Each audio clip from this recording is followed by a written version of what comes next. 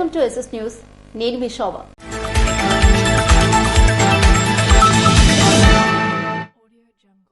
ప్రతి ఒక్కరూ సిపిఆర్ గురించి తెలుసుకుంటే ఏదో ఒక సమయంలో ప్రాణదాతలు కావచ్చు.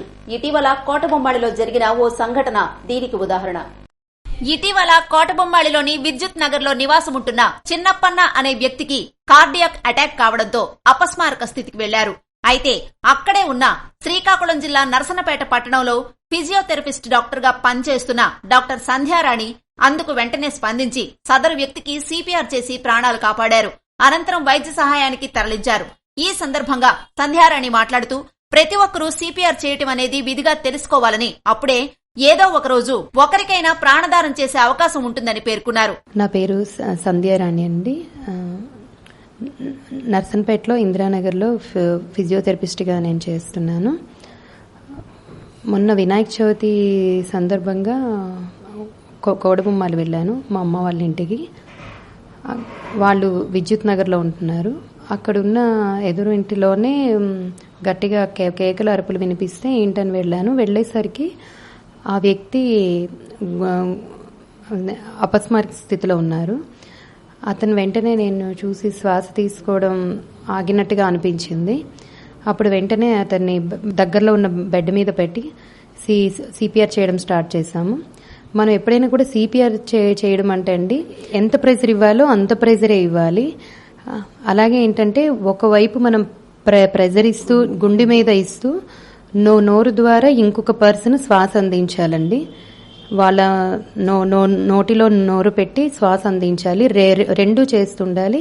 అది చేస్తున్నప్పుడే ఒకవైపుగా మనం అక్కడ ఉన్న వాళ్ళు ఎవరైనా దగ్గరలో ఉన్న అంబులెన్స్కి ఫోన్ చేయాలి. ఫోన్ చేసి ఇమీడియట్గా హాస్పిటల్ అడ్మిట్ చేయాలి. మనం హాస్పిటల్కి వెళ్లే లోపల మనం చేసే చికిత్స అండి ఇది. గుండె ఆగిపోయినట్టుగా ఉంటే, కొట్టుకోవడం ఆగిపోయినట్టుగా ఏమైనా ఉంటే అది వెంటనే స్టార్ట్ అవడం జరుగుతుంది. అలాగే ఊపిరితిత్తులు కూడా శ్వాస తీసుకొని అంటే పరిస్థితుల్లో కూడా ఇది చాలా ఉపయోగపడుతుందండి. ఈ రెండు కాజెస్లో మనం చేస్తాము. అలాగే ప్రతి ఒక్కరు కూడా సిపిఆర్ నేర్చుకోవాలండి. ఎందుకంటే ఎప్పుడు ఎవరింట్లో ఎలా ఉంటుంది ఏంటి తెలీదు. మనము దానికి తగ్గట్టుగానే ముందు మనం ఇప్పుడు యూట్యూబ్లో ఎన్నో చూస్తుంటాం. దానికి బదులు సిపిఆర్ ఎలా చేయాలని ఒక 5 minutes మనం యూట్యూబ్లో కాన్సన్ట్రేట్ చేస్తే ఎలా చేయాలనేది క్లియర్గా ఉంటుందండి. వాటికి డాక్టర్ లేకపోతే స్టాఫ్ నర్సెస్ ఎవరు అవసరం లేదండి. మనము హాస్పిటల్కి తీసుకువెళ్లే లోపల ఒక వ్యక్తి ప్రాణాన్ని కాపాడగలుగుతాం. సో సిపిఆర్ అనేది ప్రతి ఒక్కరికి రావాలండి. అది చాలా అవసరం కూడా. ఇప్పుడు జరిగిన సంఘటనలో పలువురు డాక్టర్ సంధ్యారాణికి కృతజ్ఞతలు తెలియజేశారు. సింగపురం గ్రామానికి చెందిన కోట నాగరాజు కుటుంబానికి ఆర్థిక సహాయాన్ని అందించిన సిక్కోలు స్వచ్ఛంద సేవా సమితి. శ్రీకాకుళం జిల్లా సింగపురం గ్రామానికి చెందిన కోట నాగరాజు గత వారం రోణంకి గ్రామ కూడలి వద్ద జరిగిన ఆటో ప్రమాదంలో గాయపడి శ్రీకాకుళం ప్రభుత్వ వైద్యశాలలో చికిత్స పొందుతున్న విషయం తెలిసిందే. మెరుగైన వైద్యం కోసం జెమ్స్ వైద్యశాలకు చేర్చగా పరిశీలించిన వైద్యులు తలకు బలమైన గాయమైందని 48 గంటలు వేచి చూడాలని అన్నారు. తండ్రి రిక్షా కార్మికుడు కాగా నాగరాజు అద్దెకి ఆటో నడుపుతున్నాడు. పేద కుటుంబం కావటంతో అందులోనూ కుటుంబానికి అండగా ఉన్న నాగరాజుకు ప్రమాదం జరగడంతో గ్రామస్తులు సహాయం కోసం సిక్కోలు స్వచ్ఛంద సేవా సమితిని సంప్రదించగా స్పందించిన సభ్యులు, మిత్రులు, దాతల సహకారంతో సమకూర్చిన 20,000 రూపాయల ఆర్థిక సహాయాన్ని జెమ్స్ వైద్యశాలకు వెళ్లి సోమవారం కుటుంబ సభ్యులకు అందించారు. అనంతరం స్వచ్ఛంద సేవా సంస్థ సభ్యులు మాట్లాడుతూ జరిగిన ఆటో ప్రమాదంలో నాగరాజుకు తలతో పాటు చేతులకు కాళ్లకు కూడా గాయాలయ్యాయని, కాళ్లు కూడా విరిగి ప్రస్తుతం చికిత్స పొందుతున్నారని తెలిపారు. కార్యక్రమంలో సంస్థ సభ్యులు అవినాష్, చంద్రశేఖర్, చరణ్ తదితరులు పాల్గొన్నారు. పైడి భీమవరం నుంచి పాలవలస వెళ్లే రహదారిలో వర్షాల కారణంగా రాకపోకలపై ప్రజలందరికీ అవగాహన కల్పించిన వడ్డాది శ్రీనివాస్.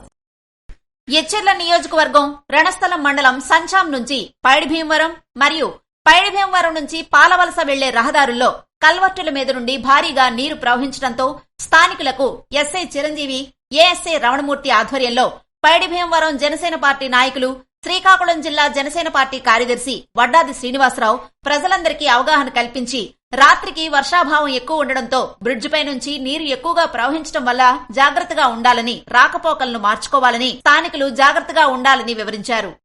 ఇచ్చర్ల నియోజకవర్గం లావేరు మండలం గెడ్డగొర్లిపేట గ్రామాన్ని పరిశీలించిన కలిసిట్టి అప్పలనాయుడు. లావేరు మండలం తామాడ పంచాయతీ గెడ్డగొర్లిపేట గ్రామంలో ఎడతెరిపి లేని వర్షం కారణంగా బుడుగూరి పెద్దగెడ్డ ఉప్పొంగి రాకపోకలకు అంతరాయం కలిగింది. ఈ విషయం తెలుసుకుని లావేరు మండల పార్టీ అధ్యక్షులు ముప్పిడి సురేష్ తో విజయనగరం పార్లమెంట్ సభ్యులు కలిసిట్టి అప్పలనాయుడు ఆ గ్రామాన్ని పర్యవేక్షించారు. కోమార్తి గ్రామం కాలనీలో అంగన్వాడీ సెంటర్ నందు మగబిడ్డకు జన్మనిచ్చిన మతిస్థిమితం లేని ఓ మహిళ. కోమార్తి గ్రామం కాలనీలో అంగన్వాడీ సెంటర్ నందు ఒక మతిస్థిమితం లేని మహిళ పండంటి మగబిడ్డకు జన్మనిచ్చింది. ఆదివారం సుమారు రాత్రి 8 గంటల నుండి 9 గంటల మధ్యలో ఆమె ప్రసవించినట్లుగా ఆ గ్రామ స్టాఫ్ నర్స్ తెలియజేసింది.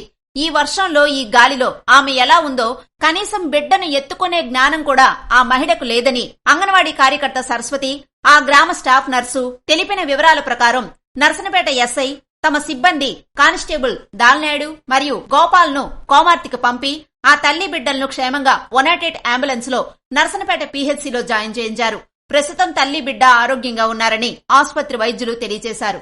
రణస్థలం పంచాయతీ నగరపాలెం రోడ్డును పరిశీలించిన ఎమ్మెల్యే నడికుదుటి ఈశ్వరరావు. రణస్థలం పంచాయతీ నగరపాలెం రోడ్డుకు పడిన గండ్లను ఎమ్మెల్యే ఎన్ఈఆర్ కి స్థానిక సర్పంచ్ పినిటి వెంకట భానోజీ నాయుడు చూపించారు. తక్షణమే ఎన్ఈఆర్ స్పందించి గండ్లను పూడ్చేందుకు అవసరమైన చర్యలు తీసుకున్నారు. ఈ కార్యక్రమంలో పిషిని జగన్నాథనాయుడు, స్థానిక ఎంపీటీసీ మజ్జి వెంకటరమణ, సర్పంచ్ బాలి శ్రీనివాసరావు తదితరులు పాల్గొన్నారు. భారీ వర్షాలకు అతలాకుతలమైన రేగిడి మండలం, నీట మునిగిన పలు ప్రభుత్వ కార్యాలయాలు. విజయనగరం జిల్లా రాజాం నియోజకవర్గం రేగిడి ఆందలవలస మండలంలోని రేగిడి హైస్కూల్, ప్రాథమిక ఆరోగ్య కేంద్రం, అంగన్వాడీ కేంద్రం, పశువుల ఆసుపత్రి తదితర కార్యాలయాలు, అలాగే 100 ఎకరాల్లో వరి, చెరకు తదితర పంటలు అకాల వర్షాల కారణంగా నీట మునిగాయి. ప్రతి ఏడాది ఇదే పరిస్థితి నెలకొంటుందని ఉద్యోగులు, గ్రామస్తులు, రైతులు తదితరులు స్థానిక విలేకరుల ముందు వాపోయారు. ఉద్యోగులు విధులకు రావాలంటే భయంతో వచ్చి భయంతో వెళ్లే పరిస్థితి ఏర్పడుతుందని వాపోతున్నారు. 100 ఎకరాల్లో వరి, చెరకు తదితర పంటలు నీట మునగడంతో రైతులు లబోదీబోమంటున్నారు. మాజీ మంత్రి కివిడి కళా వెంకట్రావు స్వగ్రామమైన రేగిడిలో వంతెన నిర్మాణం చేపట్టకపోవడం విడ్డూరంగా ఉందని పలువురు విమర్శించారు. ప్రస్తుత పాలకులు స్పందించి ప్రతి ఏడాది ఇలా సమస్య లేకుండా ఈ ఏడాది అయినా సమస్య తీరేలా వంతెన నిర్మాణాన్ని చేపట్టాలని ప్రభుత్వ కార్యాలయ ఉద్యోగులు, ప్రజలు కోరుతున్నారు. అలాగే ఈ అకాల వర్షాల కారణంగా ప్రజలు, రైతులు భయభ్రాంతులకు గురవుతున్నారని మాజీ మంత్రి, స్థానిక ఎమ్మెల్యే కొండ్రు మురళీమోహన్ వరద బాధిత ప్రాంతాలకు చేరుకుని పరిశీలించారు. ఏ ఒక్కరూ భయభ్రాంతులకు గురవ్వొద్దని, తాము అండగా ఉంటామని ప్రజలకు, రైతులకు భరోసా ఇచ్చారు. తగు జాగ్రత్తలు పాటించాలని, అకాల వర్షాలు తగ్గేంత వరకు లోతట్టు ప్రాంతాలకు వెళ్లొద్దని సూచించారు. నష్టపోయిన రైతులు దిగులు చెందవద్దని, ప్రభుత్వంతో మాట్లాడి బాధిత రైతులను ఆదుకుంటామని భరోసా ఇచ్చారు.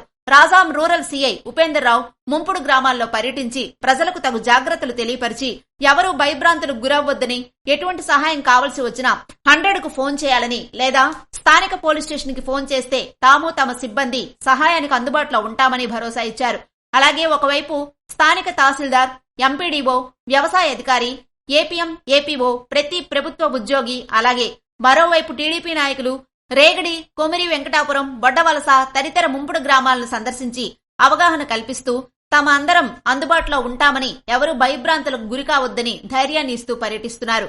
జిల్లా రైతు సంఘ అధ్యక్షుడు నారు జనార్దన్ రావు స్థానిక ఎమ్మెల్యేకు రేగిడి ఆందలవలస మండలంలో గల ప్రతి ఏడాది అకాల వర్షాల కారణంగా నీట ములుగుతున్న పంటల సమస్యలు గూర్చి వివరించారు. తమ రైతులకు న్యాయం చేయాలని వారు కోరారు. ఖచ్చితంగా న్యాయం చేస్తామని రైతు సంఘం జిల్లా అధ్యక్షుడు నారు జనార్దన్ కు ఎమ్మెల్యే కొండ్రు మురళి హామీ ఇచ్చారు. ముంపుడు గ్రామాల ప్రజలు మాట్లాడుతూ ప్రతి సంవత్సరం ఇదే పరిస్థితి వంతెనలు నిర్మించి తమ గ్రామాలకు నీట మునగకుండా చూడాలని ప్రభుత్వాన్ని కోరుకున్నారు.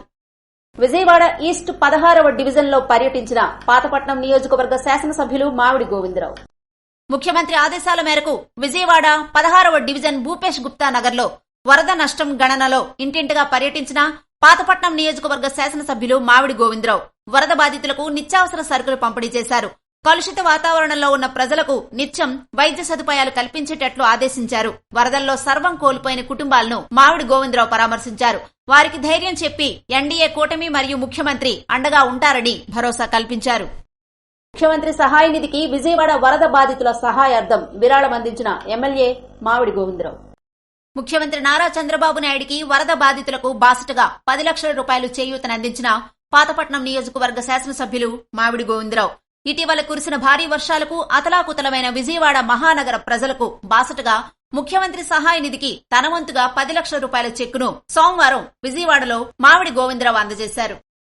బూర్జ మండలం కొల్లివలస జంక్షన్ వద్ద ఉన్న పెట్రోల్ బంకులో కల్తీ పెట్రోల్ అమ్మిన యజమానితో వినియోగదారులు వాగ్వాదం.